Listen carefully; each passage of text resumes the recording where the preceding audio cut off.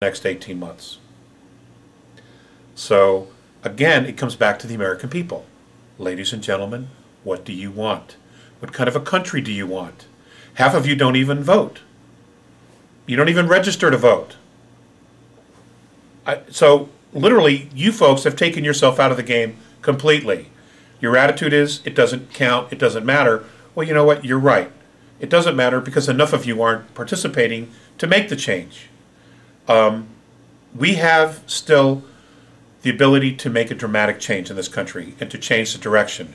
We can go to our state governments and say, okay, you need to withdraw your support for the federal government.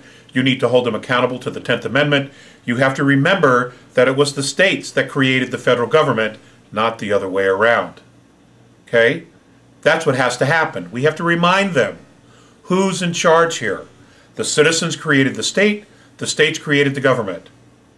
Okay? It was a government of the people, by the people, for the people. Not for the government, not for private industry, not for the military-industrial complex. That was not it. That is nowhere in the Constitution or the Bill of Rights or the Declaration of Independence. None of that is in there. Okay? It was about us. And if we don't reclaim it back, we are going to lose the country. We're virtually there. In many intents and purposes, we have absolutely lost portions of our country. Who knows what's really going on? It's an absolute travesty. But instead of turning on each other, what we need to be doing is we need to unite. We need to come together with a very common focused purpose, not rioting, not killing. None of that has to happen at all. It's a question of just restating to our state governments, we want change. We want you to rein in this government. And whatever it takes to do that, you do it. And if all the 50 states got together, we could make this thing change right away. But that's what happens. Remember, the people created the state, and it was the states that created the federal government. It is not the other way around. I want to know what involvement ETs played in Eisenhower losing control of the military-industrial complex. I don't know that they had any control at all, or they intervened in any way. They wouldn't necessarily have to. You have to understand that this was something. If you look at the times where we lived, we had just finished World War II. We had the Korean War had just ended, and there was all this hype about the Soviets, the Soviets, the Soviets. So you had all these secrets, all this clandestine activity going on, and now, here you have several crashes of Roswell, Socorro, probably some others that have occurred, and here we had all this technology. There had been the '54 meeting at what is now called Edwards, so there were a lot of things going on. I don't know what all the actual mechanics were for how it just went black, but it went black. And probably whatever mechanism was in place that could classify these projects, or whatever group, let's hypothetically say Special Operations Coordinating Group within the National Security Council, all right? Let's say that they had the authority to classify these projects, these programs. Well, they classified it above and beyond anything that the president could ever reach. Right then and there, he would lose it. And that's how it works. Is it a good system? No, I don't think so. I don't think so. Are there some things that maybe we should have been told about it? Absolutely yes. Are there some things that maybe we shouldn't have been told?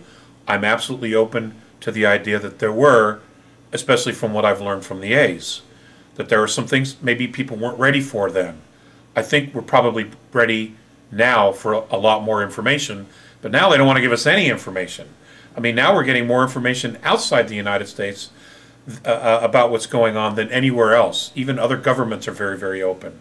And here we are, the center of this entire thing, and we're like being led down this dark hallway, or how did Leonard Stringfield put it? A hall of mirrors with a floor of quicksand. That's exactly what it's like. That's a perfect analogy for this fiasco that's going on.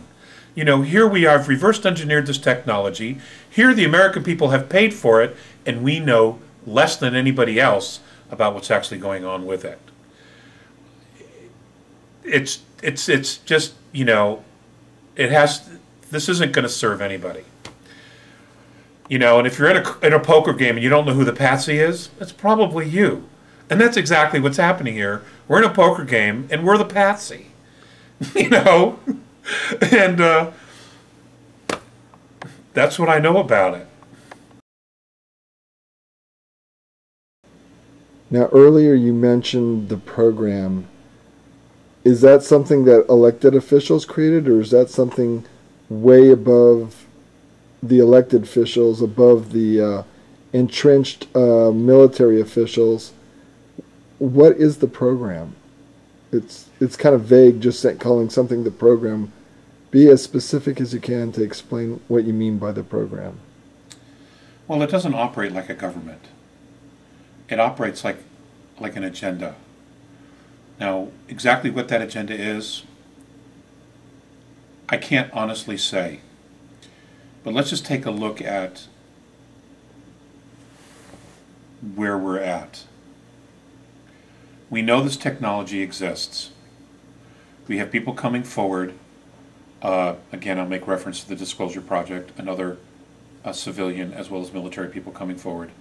Even other extraterrestrial groups who have been making contact with citizens of Earth in other countries have been given information regarding the fact that there has been the reverse engineer of technology. The Germans were doing it, the Nazi Germans were doing it, the Russians have been doing it, the United States government has been doing it, but we don't hear anything about it. Okay? It's a program, and this program is essentially above civilian everyday life. You have Corso's book, you have the work of Colonel Wendell Stevens, and all of the research that he's done regarding this, and many, many other authors that are trying, you know, every day to put out more and more information and just, you know, banging on the door, pounding the walls to try to get people to understand what's been going on here. You know, and they deserve a wealth of credit for their tenacity and for continuing to do this work and to get it out. Like yourself, as a researcher, putting this information out, usually out of your own pocket. So many people have made so many sacrifices. They've lost relationships. Marriages have ended because of this focus on trying to bring humanity up to speed on what's going on with the program. So when we talk about the program is so far removed from everyday life on Earth that most people wouldn't even think it would exist. It could also be that the program really doesn't know anything about how we're existing at this point because they're so removed from everyday life. They're tucked away in very secret places. They're in underground facilities. They're tucked away inside mountains. They don't have intercourse or exchange with everyday citizens in a very normal way anymore. They're secluded. They're sequestered. They hang out amongst themselves. They're detached from everyday humanity. So it's almost like you have two complete different realities here, operating within the same space, which in fact is true. So, you know, what is the program? I can't honestly tell you, Rick, what the agenda of the program is.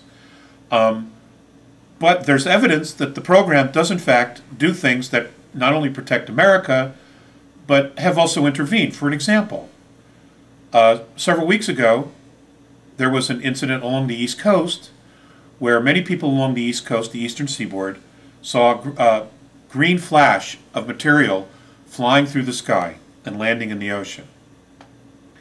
The backside on that is that a cargo ship somewhere in the Atlantic launched a missile to take out Norfolk, Virginia, and that it was a TR-3B that took out the missile. If that's true, and I give that a very high probability,